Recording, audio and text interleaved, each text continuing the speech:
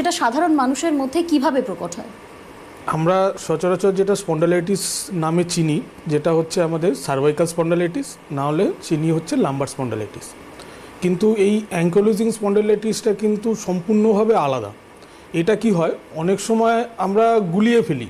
এর কিছু কিছু পার্টিকুলারলি সিমটম আছে, যদি সেইগুলোকে আমরা ঠিকঠাকভাবে ফলো করি তবেই এই রোগটার ডিফারেন্সিয়াল ডায়াগনোসিস করা যায়।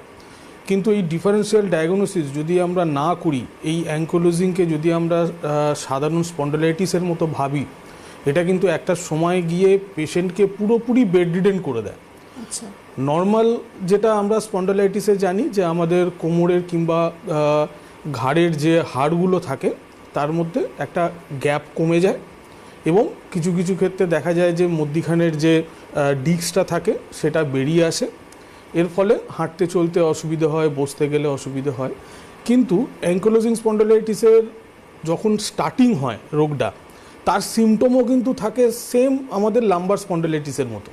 একদম কোমরের নিচ থেকে একটা ব্যথা হবে, এবং সেই ব্যথাটা আস্তে আস্তে বাড়তে থাকবে, হাঁটাচলা করতে অসুবিধা হবে, বসতে উঠতে অসুবিধা হবে। কিন্তু কিছু কিছু পার্টিকুলারলি সিমটম দেখা দেবে যখন এই রোগটা যত বাড়তে থাকবে, সেই সিমটমগুলোকে আমাদেরকে একটু ফলো করতে হবে। যেমন হচ্ছে, এই রোগটা যত বাড়বে তত আস্তে আস্তে আমাদের গোটা শিরদাঁড়াটাকে এফেক্ট করবে। লাম্বার স্পন্ডালাইটিসে যেটা হয় সেটা পার্টিকুলারলি কোমর নালে ঘাড়, আমাদের টোটাল যে স্পাইনটা আছে, যে মেরুদণ্ড আছে, সেই মেরুদণ্ডে কিন্তু টোটালটাতে এফেক্ট করে না। কিন্তু এই অ্যাঙ্কোলজিংয়ে কী হবে, যে আস্তে আস্তে আমাদের টোটাল স্পাইনটাকে এফেক্ট করবে এবং সেটা স্টিফ হয়ে যাবে। একদম বেন্ডও করা যাবে না, পুরো একদম স্টিফ হয়ে থাকবে, যেটাকে আমরা বলি বাম্বু স্পাইন। বাঁশ যেরকম থাকে ঠিক সেরকম হয়ে যাবে, এবং আস্তে আস্তে কী হবে, সেটা যত রোগটা বাড়তে থাকবে সামনের দিকে ফরওয়ার্ড বেন্ডিং হতে থাকবে। তো এছাড়া ব্যথা যন্ত্রণা ছাড়া, এই শিরদাঁড়া স্টিফনেস ছাড়া, যখন এটা রোগটা আসবে বা যত বাড়তে থাকবে, এর সাথে সাথে দেখা যাবে যে চোখ লাল হওয়া, যেটা নর্মাল স্পন্ডালাইটিসে থাকে না। তার সাথে সাথে দেখা যাবে যে আমাদের একটু শ্বাসকষ্ট।